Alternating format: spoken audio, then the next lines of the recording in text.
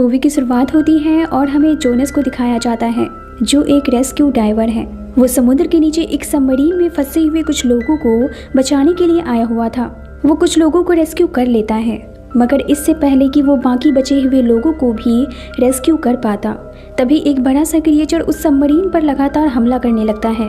अब इससे पहले कि वो क्रिएचर जोनस के रेस्क्यू सबमरीन पर भी हमला करके उसे भी डिस्ट्रॉय कर देता, जोनस ना चाहते हुए भी अपने कुछ साथी को वहां छोड़कर बचे हुए लोगों को वहां से लेकर निकल पड़ता है और नीचे देखते ही देखते वो क्रिएचर उस सबमरीन जिसमें जोनस के साथ ही फंसे हुए थे उसे डिस्ट्रॉय कर देता है। अब कुछ समय बाद हमें चीन के तट से 200 मील दूर बने माना रिसर्च सेंटर को दिखाया जाता है, जहां गहरे समुद्र पर रिसर्च हो रहा था।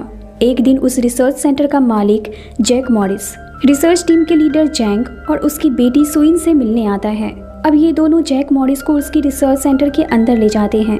अंदर का नज़ारा देखकर मॉरिस के होश उड़ जाते हैं, क्योंकि अंदर का नज़ारा काफ़ी खूबसूरत था। इसके बाद जैंग मॉरिस को रिसर्च रूम के अंदर लेकर जाता है और उसे बताता है कि सन 1875 से हम ये मानते आ रहे हैं कि मैरियाना ट्रेंच धरती की सबसे गहरी जगह है, पर एक खोज के अनुसार हमें ये पता चला है कि जिसे हम तल समझ रहे हैं वो दरअसल हाइड्रोजन सल्फाइड की एक परत हो सकती है, जिसके नीचे हो सकती है एक बिल्कुल नई दुनिया। इसके बाद जैंग मॉरिस से कहता है, तुम एकदम सही वक्त पर आए हो, क्योंकि हमने जिस सबमरीन को इस खोज के लिए नीचे भेजा है वो मैरियाना ट्रेंच के काफी करीब है। अब हमें नीचे उस सबमरीन को दिखाया जाता है जिसे कंट्रोल कर रही थी लॉरी। अब लॉरी अपने ग्रुप मेंबर के साथ मैरियाना ट्रेंच के बेस पर जमे हुए हाइड्रोजन सल्फाइड की परत को चीरते हुए नीचे जाने लगती है और वो फाइनली मैरियाना ट्रेंच के नीचे पहुंच जाती है, जहां बसी थी एक अनोखी दुनिया जिसके बारे में इन्होंने बस कल्पना की थी और ये सच साबित होती है। इस अनोखी दुनिया को ढूंढने वाले ये पहले लोग थे। इस कामयाबी को हासिल करने के बाद इनकी खुशी का ठिकाना नहीं होता, पर इस जीत की खुशी ज्यादा देर तक नहीं टिकती, क्योंकि उस सबमरीन के ऊपर एक अजीब सा और बड़ा क्रिएचर हमला कर देता है, जिससे सबमरीन का कनेक्शन रिसर्च सेंटर से टूट जाता है। अब रिसर्च सेंटर में सभी परेशान होने लगते हैं कि आखिर 11,000 फीट की गहराई में उन्हें बचाने कौन जाएगा। उनके पास सिर्फ 18 घंटे ही हैं। मैक कहता है सिर्फ एक ही आदमी है जो इतनी गहराई में जाकर उन्हें बचा सकता है, और वो है जोनस। जोनस का नाम सुनते ही टेलर कहता है उसका नाम मत लेना, वो एक शराबी है, उसने अपने दोस्तों को वहाँ मरने के लिए छोड़ दिया था। इस पर मिशन का हेड जैंग कहता है फिर भी उसने उस मिशन में 11 लोगों की जान बचाई थी और उसके अलावा इस वक्त हमारी मदद कोई नहीं करेगा। अब हमें जोनस को दिखाया जाता है जो थाईलैंड में रहता था। जॉब से निकाल दिए जाने के बाद डॉक्टर जैंग और मैक जोनस से मिलने के लिए थाईलैंड जाते हैं। मैक जोनस से कहता है जोनस बहुत ही सीरियस प्रॉब्लम हो गई है। ये सुनते ही जोनस कहता है मैं तुम्हारी जानकारी के लिए ये बता दूं कि मैंने डाइविंग छोड़ दी है, यानी कि लोगों की जिम्मेदारी लेना मैंने छोड़ दिया है। तभी डॉक्टर जैंग जोनस से कहते हैं तुम्हारी एक्स वाइफ और उसकी टीम 11,000 फीट की गहराई में फंसे हुए हैं। ये सुनते ही जोनस उनके साथ जाने के लिए मान जाता है। दरअसल लोरी जोनस की एक्स वाइफ थी। उधर हमें रिसर्च सेंटर को दिखाया जाता है, जहां सुइन को बताया जाता है कि लोरी के सबमरीन का ऑक्सीजन लीक हो रहा है। ये सुनते ही सुइन बिना रुके उनकी मदद करने के लिए निकल जाती है। अब डॉक्टर जैंग और मैक जोनस को लेकर जैसे ही रिसर्च सेंटर आते हैं तो डॉक्टर जैंग को पता चलता है कि उनकी बेटी अकेली ही सबमरीन में फंसे हुए लोगों की मदद करने के लिए निकल पड़ी है। ये सुनते ही वो काफी परेशान हो जाते हैं। अब जोनस को काफी एडवांस सबमरीन दिया जाता है। जोनस जैसे ही सबमरीन के अंदर जाता है उसे वहाँ सुइन की बेटी मिलती है। वो जोनस से कहती है मेरी मॉम समुद्र के अंदर अपने दोस्तों को बचाने के लिए गई है, क्या आप उन्हें सही सलामत वापस ले आओगे।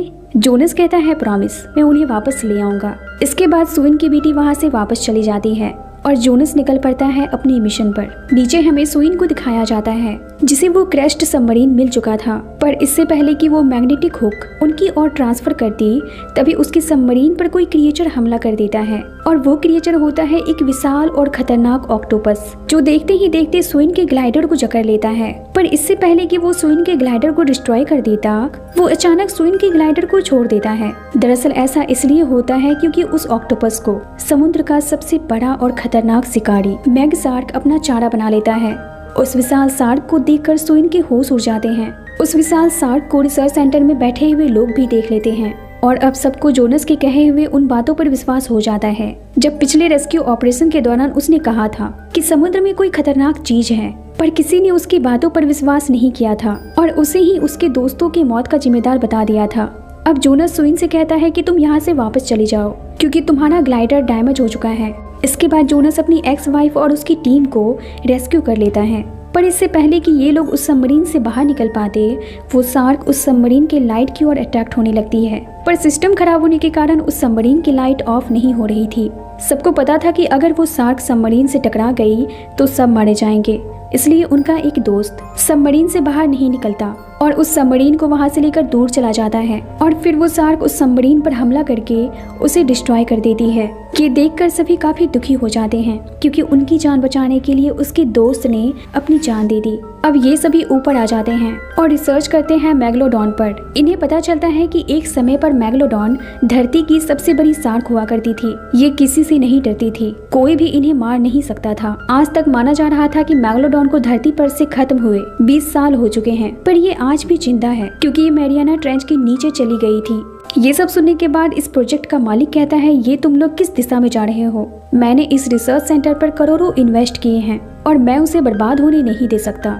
इस पर जोनस कहता है, तुम्हें अगर अपनी रिसर्च को बंद नहीं करना है तो तुम्हारी मर्जी है, पर अगर तुम लोगों को ऐसे ही समुद्र के अंदर भेजते रहे तो मैं तुम्हें बता दूं कि इंसान और मेगलोडॉन की लड़ाई में जीत हमेशा मेगलोडॉन की होगी। उधर हमें सुइन की बेटी को दिखाया जाता है जो खेलते हुए उस गैलरी के पास चली जाती है जहां से समुद्र साफ दिखाई दे रहा था। तभी वहां पर वही मैग शार्क आ जाती है जो उस पर अटैक करने की कोशिश करती है। चूंकि वहां पर बुलेट प्रूफ शीशा लगा हुआ था इसलिए वो उसे नहीं तोड़ पाती, पर उसके दांत के निशान वहां पड़ जाते हैं। ये देखकर वो बच्ची जोर से चिल्लाती है। बच्ची की आवाज सुनकर सभी भागकर वहां आ जाते हैं। वो अपनी माँ से कहती है, मम्मा यहाँ एक मॉन्स्टर है जो हमें देख रहा है। तब तक वहाँ पर एक शार्क आ जाता है जिसे देखकर सभी को लगता है कि शायद इस शार्क को देखकर ये डर गई है, पर तभी पीछे से मैग आती है और उस बड़े से शार्क को खा जाती है। अब सभी को समझ आ जाता है कि इन्होंने मैरियाना ट्रेंच के अंदर के रास्ते को खोल दिया है, जिस कारण समुद्र का ये विशाल और खतरनाक जीव बाहर आ चुका है। कुछ देर बाद इन सभी को खबर मिलती है कि रिसर्च सेंटर से 20 मील दूर एक बड़े से शिप पर मैग ने हमला कर दिया है। ये खबर सुनते ही ये लोग उस जगह के लिए निकल पड़ते हैं। वहाँ पहुंचकर ये लोग शिप के मलबे को देखकर समझ जाते हैं कि मैग ने शिप पर कितना भयानक हमला किया होगा। तभी इनकी नजर वहाँ घूम रहे मैग पर पड़ती है, मतलब कि वो वहीं आसपास थी।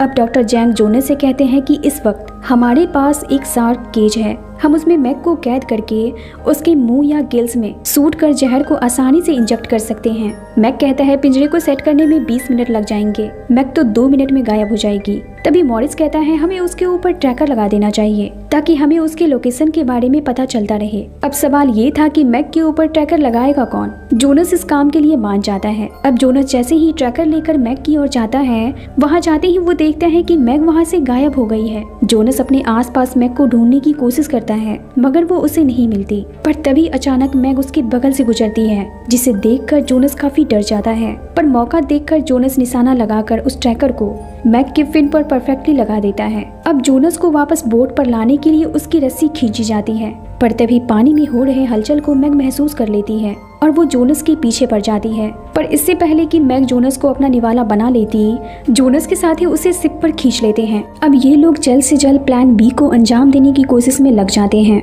इसके लिए ये सुइन को एक बुलेट प्रूफ शार्क केज में बंद कर देते हैं और उसे एक मजबूत केबल से जोड़ देते हैं। इसके बाद सुइन को समुद्र के अंदर उतारा जाता है ताकि वो नीचे जाकर मैग को जहर वाला इंजेक्शन लगा सके। सुइन के नीचे जाते ही पानी में हो रहे हलचल को महसूस करके मैग वहां आ जाती है। अब इससे पहले कि सुइन उस पर निशाना लगा पाती, मैग उस शार्क केज को जिसमें सुइन थी उसे खिलौने की तरह अपने मुंह में पकड़कर इधर उधर भागने लगती है। पर इसी दौरान सुइन मैग पर निशाना लगाने में सफल हो जाती है। इधर जोनस को जैसे ही पता चलता है कि मैग सुइन को केज सहित निगल रही है तो वो जल्दी से सुइन की मदद करने के लिए समुद्र में उतर जाता है। वहीं शिप से जोनस और सुइन की मदद करने के लिए वे लोग मैग को डाइवर्ट करने के लिए चारा डालते हैं। मांस के टुकड़े को देखते ही मैग उस केज को छोड़ उस ओर चली जाती है। इस मौके का फायदा उठाकर जोनस सुइन को उस केज से सही सलामत बाहर निकाल लेता है। पर इससे पहले कि ये दोनों समुद्र से बाहर निकल पाते, अचानक मैग वहां आ जाती है और इन पर हमला करने लगती है, मगर उन हमलों से इन दोनों पर कोई असर नहीं होता। इसका पहला कारण ये था कि वो इनके बिछाए गए जाल में फंस चुकी थी और दूसरा कारण ये कि उस पर जहर वाले इंजेक्शन का असर हो रहा था। अब इन दोनों को रेस्क्यू किया जाता है, साथ ही मैग को भी ऊपर लाया जाता है जो अब मर चुकी थी। इस मिशन के सक्सेसफुल होने से ये लोग काफी खुश हो जाते हैं और कहते हैं हमने कर दिखाया।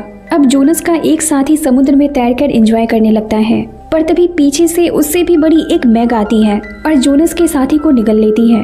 साथ ही सिप पर बंधी हुई उस मैग को भी अपना निवाला बना लेती है। इस अफरा तफरी में वो सिप जिस पर ये लोग सवार थे वो पलट जाती है। इसी दौरान वो मैग सिप के एक और मेंबर को भी निकल लेती है। अब बचे हुए लोग किसी तरह दूर रेस्क्यू बोट के सहारे वहाँ से आगे बढ़ते हैं, पर वो मैग शार्क उनका पीछा नहीं छोड़ती। वो लगातार उनका पीछा करती है। अब इससे पहले कि वो मैग फिर से इन सब पर हमला करती, वहाँ पर रेस्क्यू हेलीकॉप्टर्स आ जाते हैं और मैग पर लगातार गोलियां बरसाने लगते हैं, जिससे मैग वहाँ से गायब हो जाती है। पर इसी दौरान डॉक्टर जैंग, जो काफी घायल हो चुके थे, वो अपनी आखिरी सांस लेते हैं। सुइन अपनी डैड की इस हालत को देखकर काफी रोने लगती है। डॉक्टर जैंग अपनी बेटी से कहते हैं, तुम मुझसे भी ज्यादा बहादुर हो और मुझे विश्वास है कि तुम्हारी बेटी भी बिल्कुल तुम्हारी तरह बहादुर और होनहार होगी। बस तुम जिंदगी में कभी हार मत मानना। ये कहते ही डॉक्टर जैंग अपनी आखिरी सांस लेते हैं। अपने डैड की मौत से सुइन काफी टूट जाती है, क्योंकि उसके हस्बैंड के जाने के बाद उसकी और उसकी बेटी का ख्याल उसके डैड ही रखते थे। सुइन की ये हालत देखकर जोनस उसे कहता है, तुम्हें हिम्मत से काम लेना चाहिए, सब ठीक हो जाएगा। अब ये लोग सही सलामत रिसर्च सेंटर पहुंच जाते हैं। रिसर्च सेंटर आते ही मॉरिस सभी से कहता है, मैंने चाइनीज गवर्नमेंट को मैग की खबर दे दी है। चाइनीज आर्मी मैग को खत्म करने यहाँ आ रही है। कल सुबह एक शिप आएगी आप सभी को यहाँ से ले जाने के लिए, क्योंकि मैं माना रिसर्च सेंटर को अब बंद करने जा रहा हूँ। ये कहकर मॉरिस हेलीकॉप्टर में बैठकर वहाँ से निकल जाता है, पर यहाँ वो इन सब से झूठ बोलता है। दरअसल उसने मैग की जानकारी चाइनीज गवर्नमेंट को दी ही नहीं थी और न ही वहाँ चाइनीज सोल्जर आने वाले थे मैग को मारने, बल्कि वो खुद ही अपने आदमियों के साथ मैग को मारने के लिए जा रहा था। वो ऐसा इसलिए कर रहा था ताकि उसे अपना रिसर्च सेंटर बंद न करना पड़े, जिससे आने वाले दिनों में उसे काफी फायदा होने वाला था। अब वो अपनी टीम के साथ मैग को ढूंढने लगता है। मैग के मिलते ही वो उस पर बॉम्ब गिराने लगता है और इस धमाके में मैग मारी जाती है। इसके बाद मॉरिस अपने एक आदमी से कहता है, जाओ और मैग के 2 दांत ले आओ हमारी जीत की निशानी के लिए। उसका आदमी जब वापस आता है तो वो कहता है कि इसके दांत ही नहीं है, मतलब कि हमने किसी मैग को नहीं बल्कि एक व्हेल को मारा है। ये सुनते ही मॉरिस के होश उड़ जाते हैं, क्योंकि उसे पता चल चुका था कि वो मैग आसपास ही है। इसलिए वो अपने आदमियों से कहता है, जल्दी से यहाँ से भागो। अब जैसे ही शिप चलती है मॉरिस पानी में गिर जाता है, पर उसके आदमियों को इसका पता ही नहीं चलता। चूंकि मैग वहीं थी इसलिए मॉरिस अपनी जान बचाने के लिए उस मरी हुई व्हेल के ऊपर चढ़ जाता है, पर इसका कोई फायदा नहीं होता, क्योंकि देखते ही देखते मैग मॉरिस को अपना निवाला बना लेती है। अब उधर रिसर्च सेंटर में जोनस और उसकी टीम को पता चल जाता है कि मॉरिस ने उनसे झूठ बोला है। वहाँ कोई भी रेस्क्यू टीम उन्हें बचाने नहीं आ रही है। जोनस कहता है, अब हमें खुद ही इस मुसीबत से निपटना होगा, मतलब कि मैग को ढूंढकर उसे मारना होगा। अब ये लोग मैप पर देखते हैं कि पास में ही एक बीच है जहाँ पर काफी सारे लोग छुट्टियां मनाने आते हैं। मैग पर लगे ट्रैकर से इन्हें ये भी मालूम पड़ता है कि मैग उसी बीच की ओर जा रहा है। ये जानकारी मिलते ही ये लोग बिना समय गवाए अपने शिप पर बैठकर उस बीच की ओर निकल पड़ते हैं, पर इनके वहाँ पहुँचने से पहले ही मैग बीच पर पहुँच जाती है और लोगों पर हमला करके उन्हें खाने लगती है। अब जोनस, जो अपनी टीम के साथ वहाँ पहुँच चुका था, वो मैग को डाइवर्ट करने के लिए व्हेल के आवाज वाला एक साउंड समुद्र के नीचे लगा देता है, और होता भी वही है जैसा जोनस ने सोचा था। व्हेल की आवाज सुनकर मैग वापस समुद्र की ओर जाने लगती है। उधर जोनस और सोइन मिसाइल से लैस ग्लाइडर लेकर तैयार थे मैग पर हमला करने के लिए। तभी अचानक मैग सुइन के पास आ जाती है। मौका देखकर सुइन मैग पर मिसाइल से हमला कर देती है। मैग घायल तो हो जाती है, मगर वो पहले से और भी ज्यादा खतरनाक हो जाती है। अब मैग जोनस की ओर बढ़ती है। जोनस भी मैग पर हमला करने के लिए तैयार था, पर अचानक जोनस का मिसाइल ऑन करने वाला बटन खराब हो जाता है और अब मैग जोनस के ग्लाइडर पर हमला करने लगती है। तभी अचानक जोनस के दिमाग में एक आइडिया आता है। वो चालाकी से अपने ग्लाइडर को मैग के काफी करीब ले जाता है और मैग का पेट फाड़ देता है। मैग अभी भी जिंदा थी, पर अब वो काफी गुस्से में थी, इसलिए वो जोनस के ग्लाइडर को अपने मुंह में ले लेती है और उसे निकलने की कोशिश करती है। जोनस किसी तरह ग्लाइडर से बाहर निकलता है। वो देखता है कि मैग की आंख ठीक उसके सामने है, इसलिए अब वो जल्दी से ग्लाइडर से एक रॉड निकालता है और बिना देरी किए उस रॉड को मैग की आंख में घुसा देता है। इससे मैग काफी घायल हो जाती है और उसकी बॉडी से ढेर सारा खून निकलने लगता है। अब उस खून से अट्रैक्ट होकर बहुत सारे शार्क्स मैग के पास आ जाते हैं और उसे खाने लगते हैं। इस तरह मैग, यानी कि पृथ्वी के सेंटर में रहने वाली विशाल मैग्लोडॉन की कहानी खत्म होती है। अब सुइन ग्लाइडर से नीचे आती है और जोनस को रेस्क्यू करके सतह तक ले जाती है। इस मिशन के सक्सेसफुल होने से सारे टीम मेंबर्स काफी खुश होते हैं और यहाँ हमें पता चलता है कि जोनस और सुइन एक दूसरे को पसंद करने लगे हैं और इस रिश्ते से सुइन की बेटी काफी खुश थी, क्योंकि शुरुआत से ही सुइन की बेटी जोनस में अपने डैड को ढूंढ रही थी, जिसे उसने काफी समय पहले खो दिया था। इसी के साथ इस मूवी का द एंड होता है।